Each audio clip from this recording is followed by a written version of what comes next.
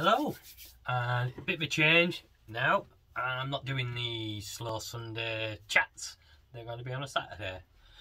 Mainly because I'm avoiding alcohol on a Sunday these days, because it makes it a bit difficult when you're at work Monday morning. So I just wanted to say cheers. It looks pretty flat, and I'll just have a drink now.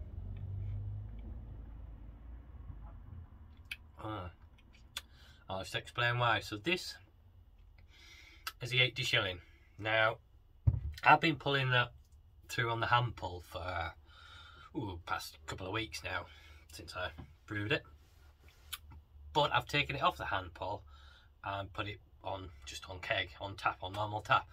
And it's not quite fully carved yet. It's got a few more days to go to get carved. I only switched it over, I think I did it this morning actually. Yeah, I think it was this morning. So, cheers. This is the 80 shilling still. Why have I switched it? Well, last Saturday I brewed a Bible Stout, and that's going to go onto the hand pull when it's ready. It's been in, yes, we're on day 8, it's down to 1.015, it's supposed to get to 1.013. It's been fermenting at 20 degrees, and I've now just upped the temperature to finish it off really, a couple of degrees, up to 21 and a half, I think 22. So that should finish itself off in a day or two.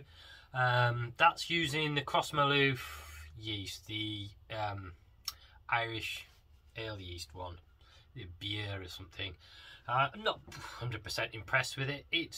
I've tasted it, it tastes alright. It's very slow, steady away yeast. Like I say, so far we're into 8 days.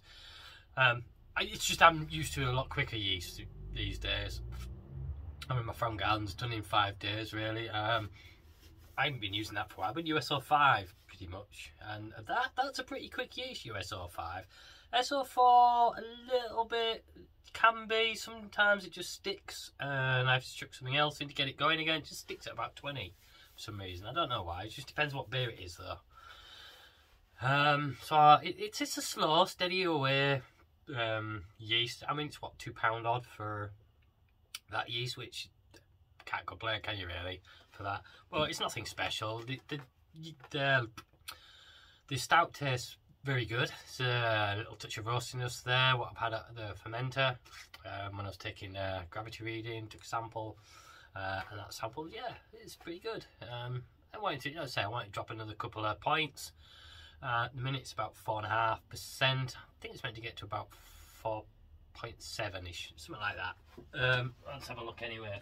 We'll see what it says in the old book of books for the dry stout, 'cause this is pretty much the recipe.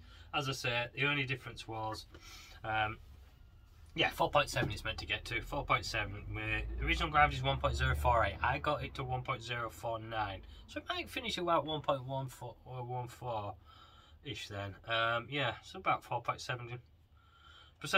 I mean, it says use the Y yeast 1084 Irish ale, and obviously East Kent Goldings was the hop. I used First Gold, so the bittering I didn't need as much, but it's got a lot of alpha acids in there, a lot higher alpha acid as the First Gold compared to the East Kent. East Kent's 5.5% roughly-ish on here.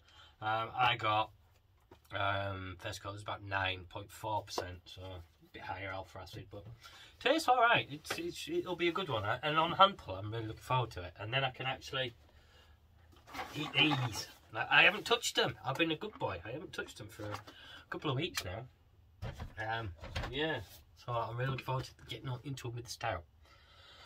Anything else been going on? Well, not a lot really, not brew wise. I say I did the last week. I was on the I joined the guys on the live brew day. I popped in early in the morning while I was doing my brew. Few words, see what was going on, and then I popped in again later in the evening, much later. There was a few people on still, and I had a bit of a chat with them, so it was good to get back on there. I haven't done any videos, I know, for a couple of weeks now. I did record one last week, but it was about 40 odd minutes. It was a rambling thing, and I just went, nah, just delete it. I'd been at the in-laws and had a couple with the father-in-law. Came back and had another beer and sat and rambled, so it was pretty much just a ramble, so I got rid of it. Next up, I want to do a pale ale of some description. A pale ale, I might do a vacant gesture style. I want to get some pale ales in. Of course, I'm missing it. The wheat beer was nice, that was nice. The mango wheat, that's finished now. And I quite like these, like something like this in the colder, as it's got colder. But I do love my pale ales, I really do. I love a pale ale or an IPA. I've had the little craft beer festival thing again the last couple of weeks, and the Luminous Nights, I think I had some of them again, and I've got to brew an IPA. So first up, I'm going to get a pale ale on, then I'm going to get the this out now, the Grahamfather fermenter, because with the colder weather I can ferment it in here fine, do the closed transfer, do the dry hop where I pump CO2 up through the top, give it a blanket of CO2 as I put the dry hops in, and reduce every possibility I can of oxygenating the beer. But it also means that with the temperature being as cold, I can cold crash easier in here now with this, so I can use this now as I still don't have a glycol chiller, or a tall larder style, you know, tall larder fridge. I don't have either of those. So yeah, yes, I had my birthday a couple of weeks ago. I am now 50, and for my birthday I was getting a glycol chiller, but I've been holding off. I did look at the Keglin's larder fridge, fermenting fridge.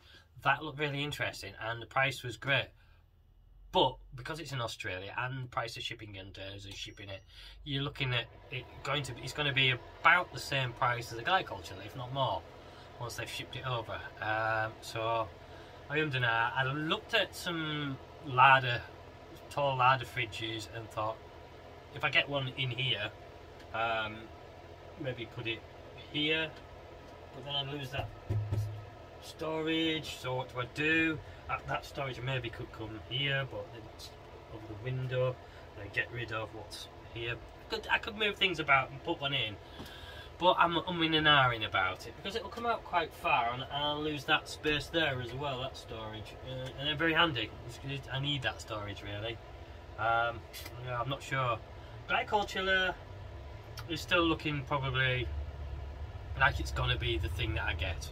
It pretty much is, but I wait till Black Friday, maybe even Boxing Day sales, winter sales, whatever. See what prices they're gonna, if they're gonna drop at all. If not, then I'll just have to cut loose and buy one, I suppose. Yeah, G40s are here. Everyone's been getting into the G40 thing. I noticed a couple of people are now, as well as the ones that were sent out to reviewers like Dickie and Kelvin.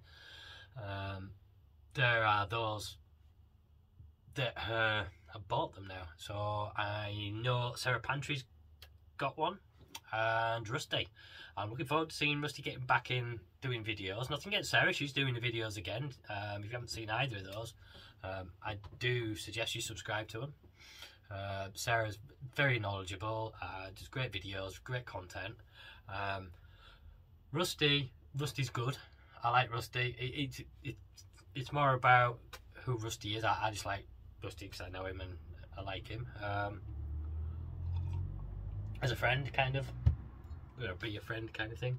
I like see Rusty, so I'm looking forward to him getting back. He hasn't done anything for a year or two now, getting on, so it'll be nice to see him do some. As I say, Sarah's content is always very knowledgeable. I think she did a brew day the other day for BrewCon, I think it is. She did a stout, Imperial Stout, I think it was. I'm thinking about it. Yeah. So if you get a chance, subscribe to both. Both very different kind of channels, but both worth watching. Both a lot of fun, interest, and a bit of knowledge there. anything else I can think of that I've seen or done this week? Today is the Wylam Northern meetup that didn't happen.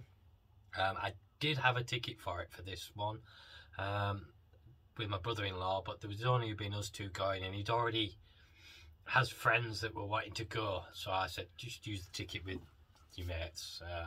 We'll leave it this year. It was probably best I don't go. I'm still not I just wasn't up for it really, as I was previous years. Nothing against my brother-in-law. I see my brother-in-law quite a lot, so it would have just been us really. Go and have a few beers and then stay over and then come home. I enjoyed it the year before that I did, not the 2019, 2018, where I went on the night before, stayed at the in a hotel, went out with the guys, met up with the guys early, and we went out and had a few the night before. Then next morning drive up to my sister and brother-in-laws, and then went out back into town, met up with everyone else, and we all had a big day of it, and then back to my sister's and spent some time with the family the next morning. So that was a really good one. I really enjoyed that. That made more of like a holiday almost of it. So it was a bit better rather than just popping up for a festival and coming home really, which with an overnight stopover, I suppose. Yeah, it was a bit of a shame, I suppose. But yeah, that's on today for anyone who's there. I know there's a few guys have gone to another beer festival. Chris Millington, Dickie, Graham Mayhews, Owen Puckett. I don't know if I've missed anyone. I can't think of who else was there. Anyway, but yeah, they've all gone to somewhere else. I can't think of where it is. Today there's another festival thing on, I think. Walking, not done any really for quite a bit. I think I did a walk last week. I mean, I'm doing a lot of walking at the minute at work. I'm walking around and around the warehouse doing things, and my steps are still up. They're still pretty reasonable amount of steps. I'm still doing about 100,000 steps a week, but I haven't been out on any big walks or anything. I think it's pretty much, I'm a bit fair weather, I think, really. A bit of a fair weather walker. Now the weather's gotten a bit, I just can't be asked to go out. I just want to be inside in the walks, cosy, watch telly, that kind of thing. But diet wise, I've changed a bit. Yeah, let's have a little chat about food, shall we? I know, if you know me, you know I do like food. I do like cooking, barbecuing and all that. As you'll notice, half of my books are like food books, recipe books for barbecue and stuff. I've got all that about meat and stuff, really. And I'm cutting right down on that. Cutting right down on the meat. The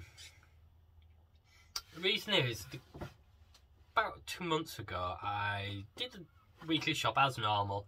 And as part of that, I bought some burgers. There were plenty of date on them, because I quite often check dates, because the likes of Aldi, they're quite close to date for things. And if you're buying for like a weekly shop, you've got to be checking it to make sure you're getting something that's got a bit of date on it, if you're not going to eat it till later in the week. Anyway, I've done that, so I got home, got these burgers, put me in. A few days later, I got them out to cook them. There was still 3 days on the use by date, and they were like fucking carpet burgers. They're furry, absolutely furry. It made me stop and think about what is going on at the minute with the food chain and supplying the meat supply, and how meat is being supplied and how it's been delivered, and is it being cared for properly. And I just went, you know what, I'm going to cut it out. Let's cut meat out except as treat. Stop just getting supermarket meat altogether. Just go to my local butcher. He has a board up, it says where the cattle are from, etc. So you know where your meat's coming from for a start. So you're buying like locally sourced meat, so it's cut, you know how it's been delivered and that. So you get a better idea of what you're getting. So I mean, as a generation, I think my generation in the UK have certainly been a generation of, we've had food, all the food we could ever want. in front of us since we were kids, really. You know, my parents didn't see things like pineapples, bananas and that, and you know, they were exotic food. But then on countering that, we have all this ultra processed crap and lots of it. I know it's, see, my parents' generation, they'd have like meat on a Sunday, and if they got a big enough piece, it would, you know, be able to use bits here and there, maybe get some sausages in, and that was it really. But we've become a generation where it's every meal is with a meat. So you have your meat and 2 veg, your meat with this, you got, and I'd become that. I go shopping, it's like first stop, let's go to the meat department, pick the meats for the week. Right, now let's go get the rest of the shopping. Yeah, and I've had to change that. I've had to rethink all that, and it's good. It is. I've been looking more at Italian stuff, you see, such as like the Amalfi Coast, which was a very poor area, was known as a very poor area, all down to Sicily, very poor areas. So there's not a lot of meat used in a lot of recipes, so I've been using a lot of those. I mean, one of my tastiest things I learned to do was spaghetti aglio e olio. It's very simple. Extra virgin olive oil in a pan, bit of garlic, fried, well, not fry it, you're just cooking it, getting the aromas out and such. Don't burn it, you've got to be very careful of that. Add a bit of your pasta water with that. Cook your pasta up, chuck it in with it, mix it up, add some parsley, bang, aglio e olio, absolutely gorgeous. Pinch of salt, pepper, obviously. That's it. That's really it. It's so simple and brilliant for like midweek meals, because you know you come home, can't be arsed, can you? Long day at work, can't bother to cook. Something as simple as that. It's done in like 15 minutes or so. Very little prep needed. Chopping a bit of garlic and then some parsley. How hard's that? So yeah, things like that we've been doing. I'm doing a big. I did go and get some meat today. I'm gonna do a pappardelle ragu. So I got some sausages and a bit of skirt and some spare ribs. That's going in, and that'll be it. I'll have some spare ribs, for the next couple of days. I'd have them as a starter for something. I might do them on the barbecue even. I haven't done the barbecue for a while. Yeah, so really cutting a lot of that out because of the way I mean, the meat supply chain, I know we've had the trouble with it, like say mince and stuff, where there's been horse in there and all sorts, and you're not sure what's going on. So I'm trying to avoid that now. I've really cut that down. I'm doing a few. The spaghetti alla norma, that's aubergine, really, aubergine, tomato, some capers, I think. That capers I'm using more. I've never used capers before. I'm even putting not pilchards, not sardines, the anchovies, using anchovies, just to get a little almost like a meat aroma and flavour to foods. So although you're not eating meat, you're eating a bit of fish, but it adds almost aroma. It just melts pretty much as you put it in the oil. Breaks up, melts up, and just adds flavour and stuff. Like I say, my parents, they would have meat very, very rarely. And my grandparents did have like meat just on a Sunday, and literally it'd be a very small piece of meat. So you'd have like your Yorkshire pudding before everything, so in with gravy, to try and fill you up, so that when it came to the veg and meat, you didn't need as much. So it's just that kind of thinking behind what I'm cooking. I do a lot of like mac and cheese, because we're using bits of cheese that you've used during the week for other meals. Yeah, you know, your rigatoni, your parmigiano. I know this sounds expensive stuff, but if you're not eating lots of meat, you can afford then to spend it on your cheese or your pasta. We're eating a lot of pasta, I have to admit. The kids love pasta.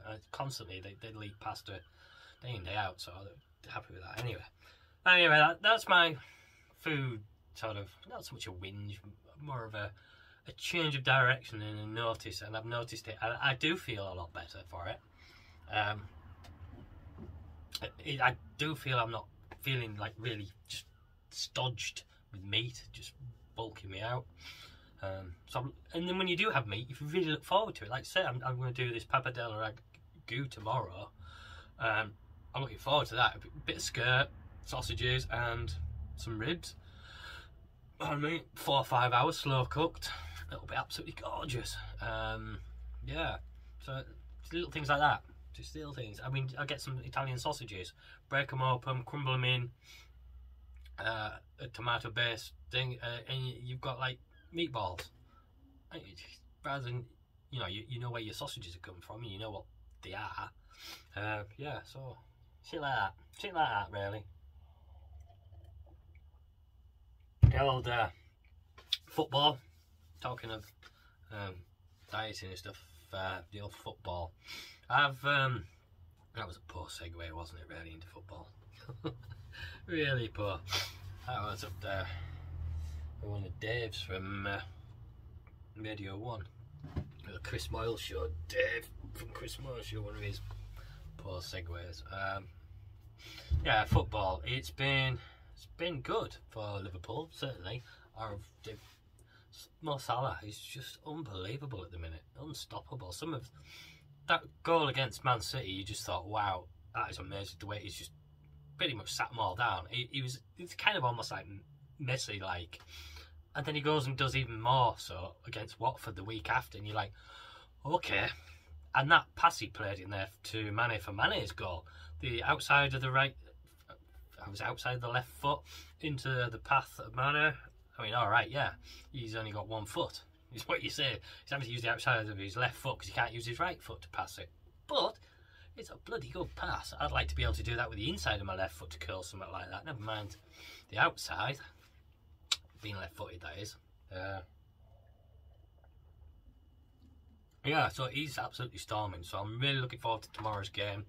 Bit of a grudge derby match. I don't think there'll be much in it. Again, it'll be interesting to see. Ronaldo versus Salah, really, or is it Ronaldo versus Van Dijk? That should be an interesting combination. I was watching Tito Sports on YouTube. They're a part of a big footballing newspaper kind of website thing, but they put some free little videos up on YouTube. Always good, knowledgeable stuff. And yeah, I was watching one on stats yesterday about pressing and forwards who press and how, so it had like a scattergram of it, and it showed like the likes of Ronaldo, just fuck all. He very rarely presses. He just like stands about until he's given the ball, basically. And then you got the likes of Danny Ings, who presses, but he isn't very good at it, in the fact that how he presses isn't releasing the ball back to his team when he presses. It's not blocking it out, but he presses a lot. And then there's Lukaku, who doesn't do a great deal of pressing, but when he does, he makes sure that they get the ball back somehow. So yeah, that was interesting to see. They didn't show where Salah was on that, so I'd have been interested to see, because he does press a lot.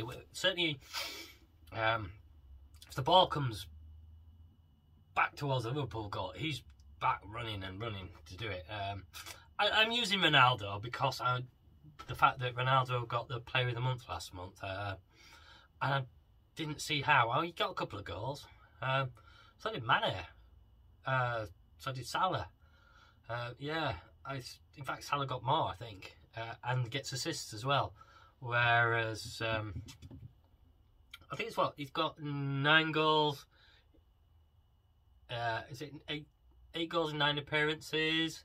Salah, and 4 assists. Whereas I think Ronaldo's is 7 goals in 8 appearances, or 6 goals in 8 appearances, and no assists. Make out that what you will. I think it was more a case of, we've got Ronaldo back in the Premier League, so we're just going to give him it just for the sake of it being Ronaldo. It just feels like that sometimes, doesn't it? I did very well on the. I say very well. I did very well for me on the old fantasy football last week. I got 58 points, most I've ever got in a week. So I had Salah as captain, which was good. Danny Ings I had up front, and he got me 7 points, which I was quite impressed with. That must be a goal or a goal and assist, maybe. Alexander-Arnold got me a few points. De Bruyne. I haven't really changed my team a lot. I've had De Bruyne from the start and Salah from the start, and I've been in Alexander-Arnold from the start and Danny Ings from the start, and they hadn't really been doing a lot other than Salah.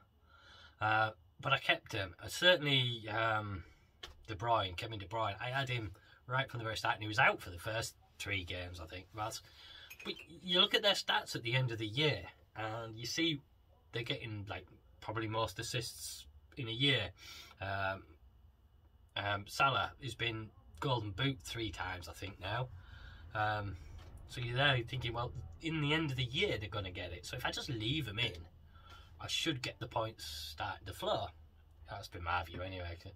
That night, it's just like, I always forget to sort it out. It's like, it's Friday night and it's kicked. I just see Arsenal kick off. It was like this weekend, and I was like, oh shit, I forgot to do my fantasy football. I didn't know I was going to do it tonight, and I forgot. And yeah. So that's part of the reason why I keep them. I think that's about it, really. I think we'll call that it. We're nearly at 25, nearly half an hour now, aren't we?